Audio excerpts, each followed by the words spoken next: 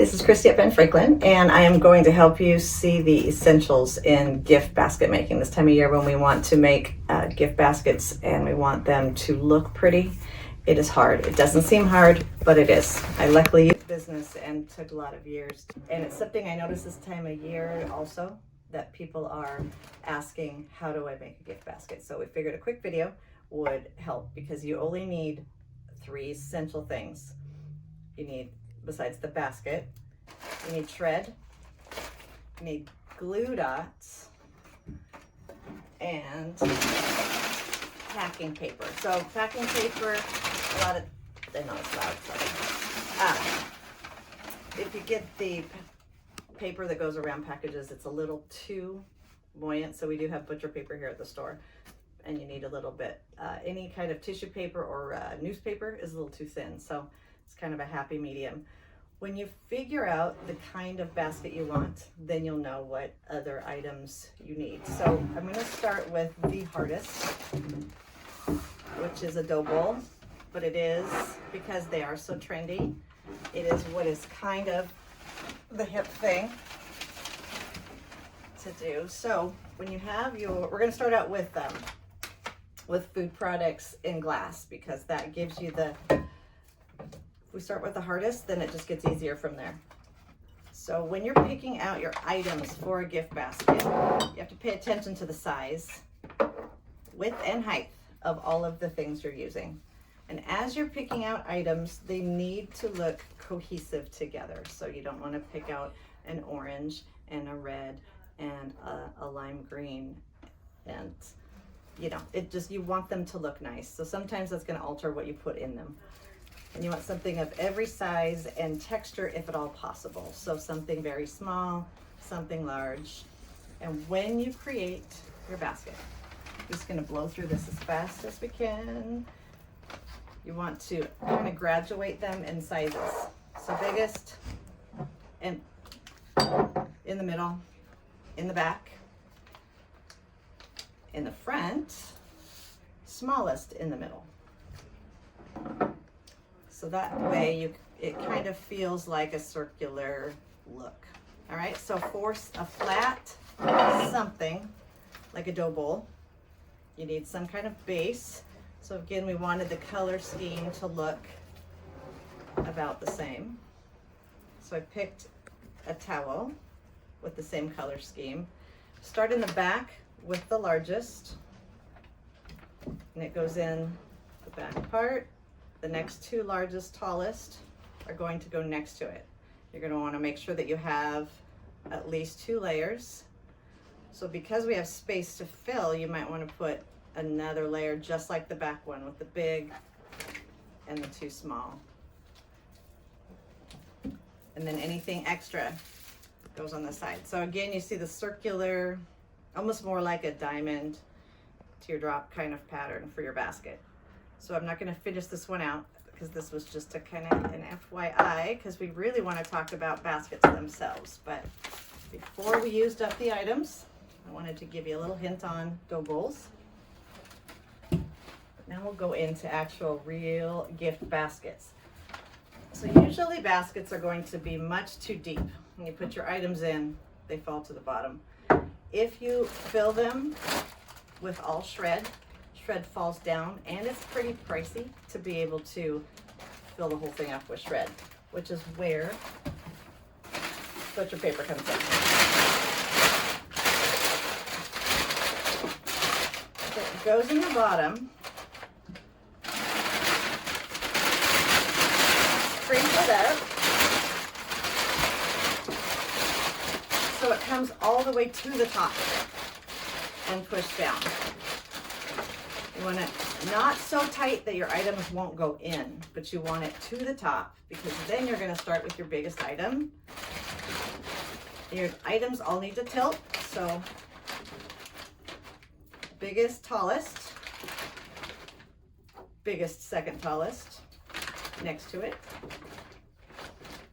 and smallest usually will then go right in the middle with the other sizes next to them. If you have 2 glass items, you want to try to avoid putting them together, but But that's why you put the butcher paper in there, so you can scrunch and push down. So when I told you, oh, and this, obviously we should have put this behind to give it a nice extra look. There we go. The reason you need the glue dots, and we do sell quite a few glue dots here at the store. There's Craft, which is my favorite because it's really squishy. But we are going to use the removables today because these items, we don't want them to be damaged in any way. So glue dots, if you've never used them before, they're just a sticky dot. So you want to pull them off and put them to keep your items in place. So once you build your basket, you find out where the two items are touching and you put your dots in between. So sticky stays there, and then they stick down together.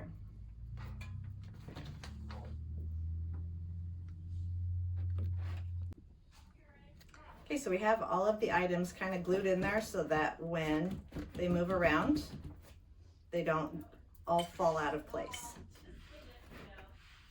Then once everything is in and sitting on top of the paper, you only just need just a little bit of shred on top. It just kind of fills in all of the spots, but that will allow your bag of shred that you get to go for quite a few baskets, which is kind of nice. See what little amount of shred it took to do an entire gift basket.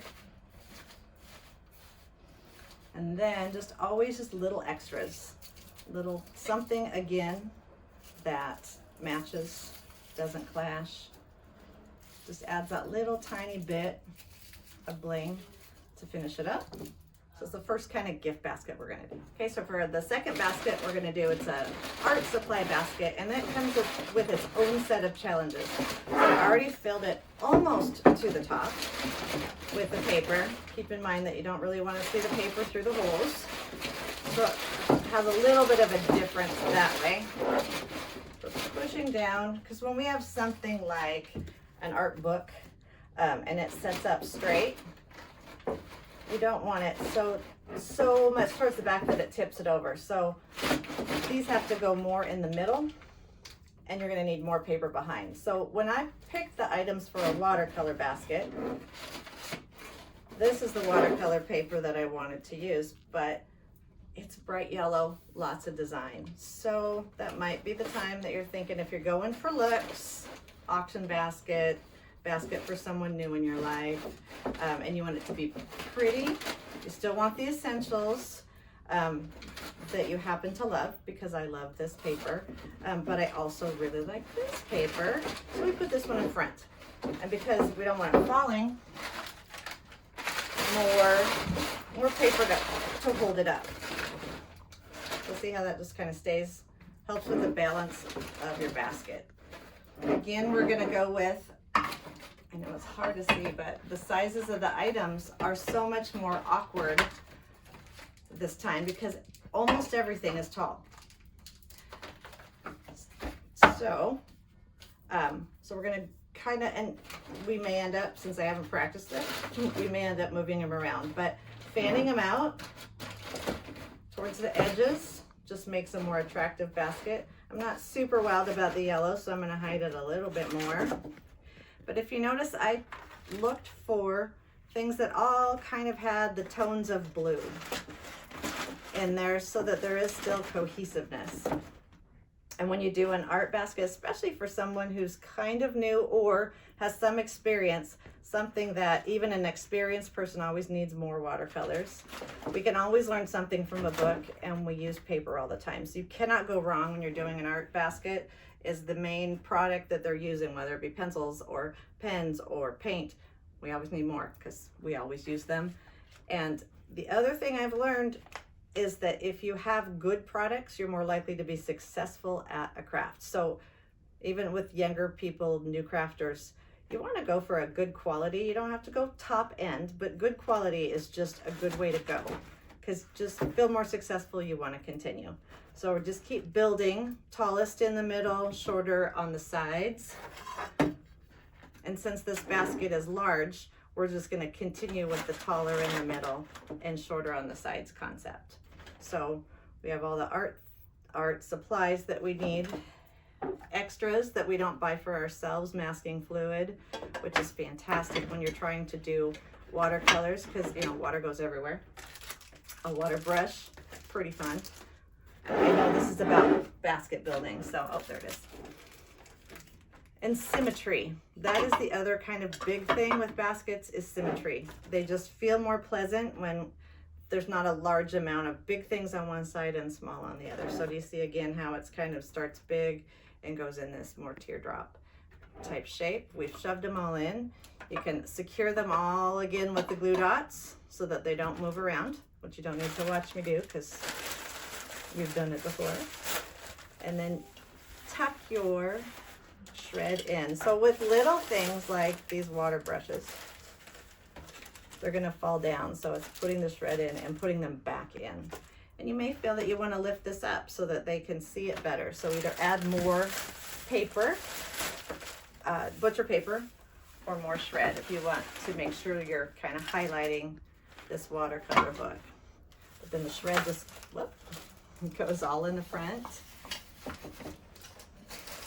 I just realized that's upside down, isn't it? And add to it, kind of pulling the shred out where you can see it. Sorry, this is so messy. But you want them to look full and not have the items lost inside. There's nothing more depressing than knowing you put like a nice quality brush in there and finding out that it got thrown out with the shred. So making your items visible is valuable. All right, so now it's ready to put a big bow on it, or some shrink wrap bags, or cellophane rolls, however you want to present it. But see how fast and easy that is?